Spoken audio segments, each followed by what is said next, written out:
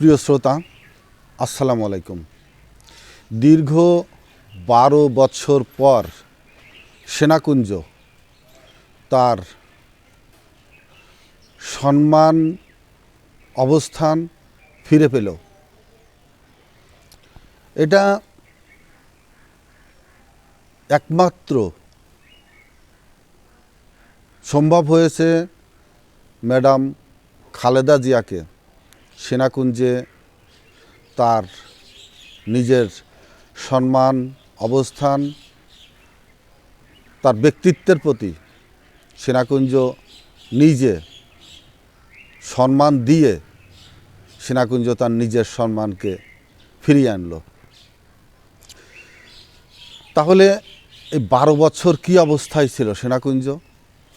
সেনাকুঞ্জ আদতেও কি সেনাবাহিনীর 21শে নভেম্বরকে সঠিক মূল্যায়ন, সঠিকভাবে ধারণ করতে পেরেছিল?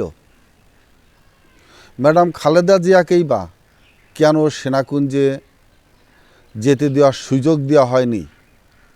এর পিছনে কি কি কারণগুলো কাজ করেছিল? প্রথম কারণ ছিল ম্যাডাম খালেদা জিয়া একজন সেনা পরিবারের সম্মানিত সদস্য। দ্বিতীয় কারণ, ম্যাডাম খালেদা জিয়া বাংলাদেশের স্বাধীনতার ঘোষক শহীদ রাষ্ট্রপতি জিয়াউর রহমানের স্ত্রী, সেটা ভেবে। তৃতীয়ত, এই স্বাধীনতার ঘোষক এটা যে জিয়াউর রহমানের কৃতিত্ব, এটাকে অস্বীকার করার আরও একটি ধাপ। তৃতীয়, ঈর্ষান্বিত।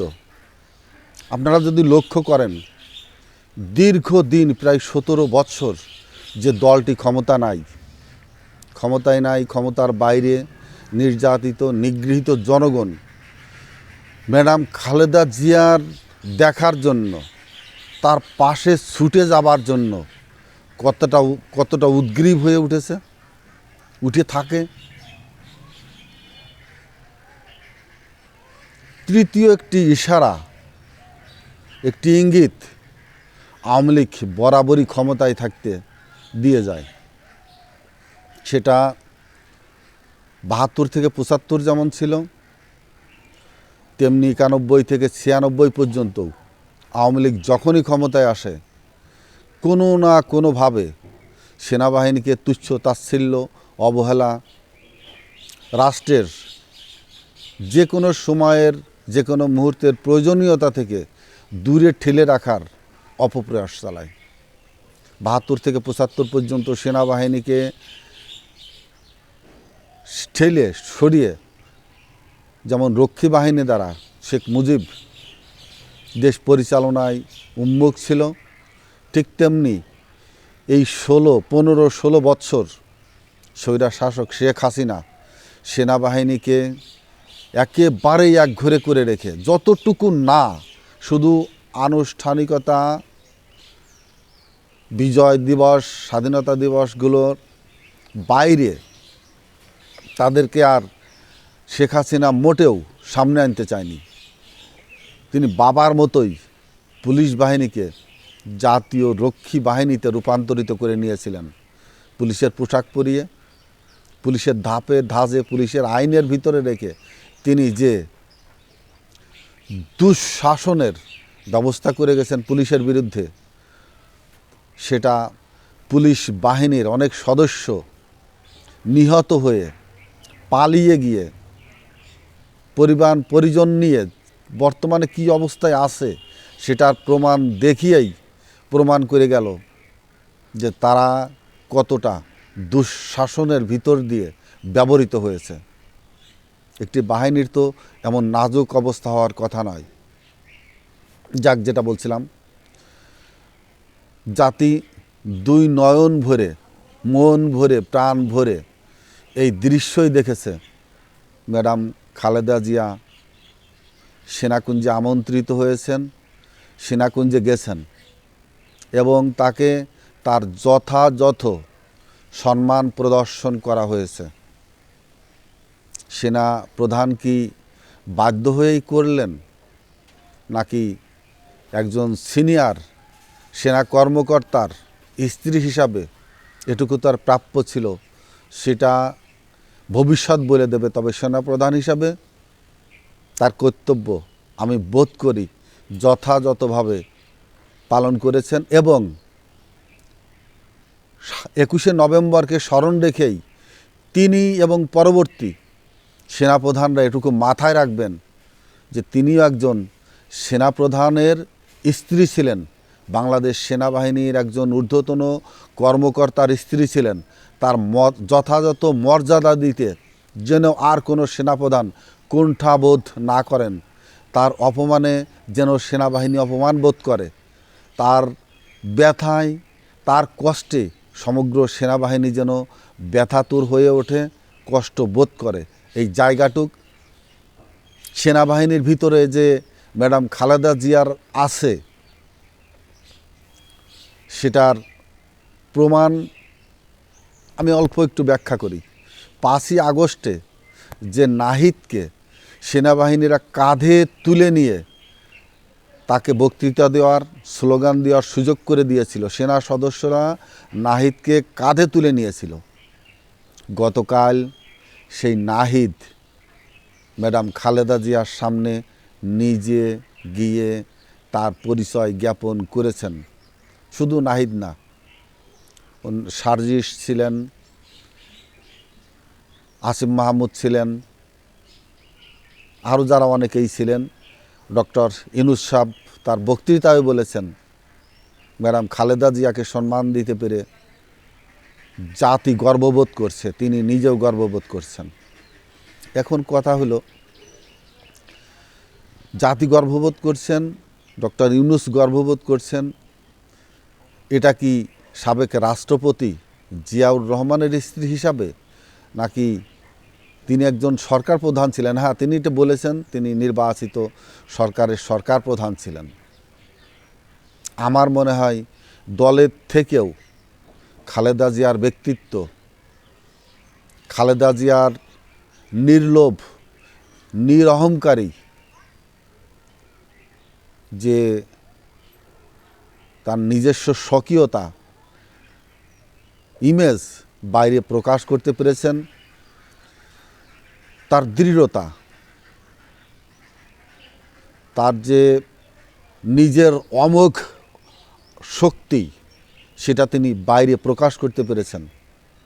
গণতন্ত্রের জন্যই হোক, তার নিজস্ব ব্যক্তিত্বের জন্যই হোক, তার এই আত্ম অহং, তার এই আত্মসম্মানবোধ, তার এই ব্যক্তিত্ব সম্পন্ন সম্মানবোধ প্রত্যেকটা সেনা সদস্য থেকে শুরু করে সেনা পরিবারের জন্য অলংকৃত হয়ে থাকবে, দৃষ্টান্ত হয়ে থাকবে। তেনারা গর্ববোধ করতে পারবেন যে আমরা কেন ম্যাডাম খালেদা জিয়াকে দেখেন না, তার দৃঢ়তা, তার স্বকীয়তা, তার সম্মানবোধ, তার মুখে কোনো উচ্চবাচ্য, তার মুখে কোনো অহংকারবোধ, তার নিজস্ব কোনো কার্যকলাপে জনমানুষের কটাক্ষ করে কথা বলা না, তিনি এগুলোর ভিতরে নেই। বেগমগঞ্জের থেকে নোয়াখালীর তার নিজস্ব এলাকার তিনি একটি অরাজনৈতিক পরিবারের সদস্য, তার স্বামীও একটি অরাজনৈতিক পরিবারের সদস্য। দেশের মুহূর্তে, জনগণের মুহূর্তে জিয়াউর রহমান যেমন রাষ্ট্রপতি হয়েছিলেন এবং তার অনুপস্থিতিতেই তিনি রাষ্ট্র পরিচালনার দায়ভার গ্রহণ করেছিলেন, এবং তিনি যে কতটা আদর্শবান নারী, আদর্শবান মানুষ, এবং গণতন্ত্রের প্রতি তিনি যে শ্রদ্ধাবোধ তৈরি করে গেলেন, আমার দৃঢ় বিশ্বাস এটা নিয়ে গণতন্ত্রী মানুষেরা তার কার্যক্রম নিয়ে একসময় গবেষণা করবেন।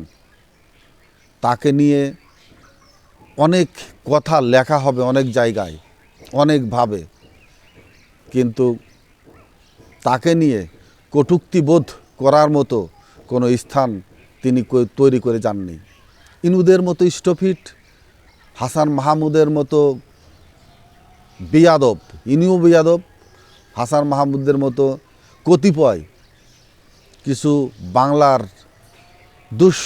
দুঃসন্তান, দুশ্চরিত্রবান সন্তান, রক্তের তৈরি মানুষ যেভাবে, এবং স্বয়ং শেখ হাসিনা সহ তার মন্ত্রীবর্গের অনেকেই আছেন নরপিশাচ,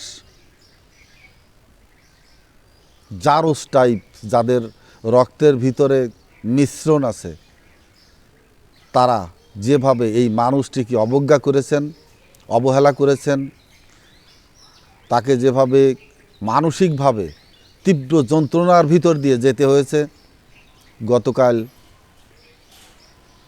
সেটা থেকে তিনি মামলা থেকে নয়, তিনি অনেক ধরনের নির্যাতন থেকেই পরিত্রাণ পেয়েছেন। আমার মনে হয় তার বুকের অনেক যন্ত্র নিবারণ হয়েছে, তার বুকের চাপা অনেক কষ্ট গতকাল বুকের বোঝা হালকা হয়েছে। বাংলার মানুষ তাকে চিনবেন প্রয়োজনের মুহূর্তে।